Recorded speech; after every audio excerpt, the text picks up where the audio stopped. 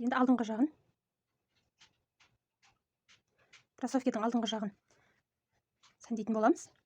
Ол үшін мінекей алдынан біз көз өлшеммен 6 столбик алуымыз керек. Примерно мынадан шамамен 1, 2, 3, 4, 5, 6. Мінекей. Осы 6. Осылайынан міне. Столбик болса, соны шиегінен өткіздім табанына.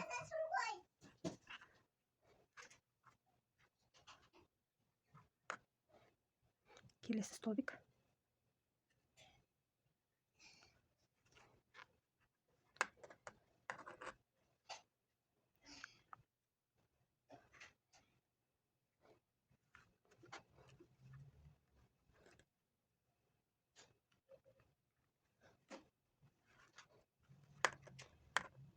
Төртеу болды.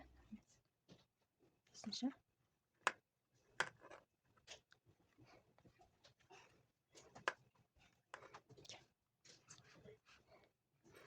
Тағы бір қатар тоқимыз. Енді өкше жағынан да ортаңғы 3 столбикті көз өлшеммен белгілеп алып тоқимыз.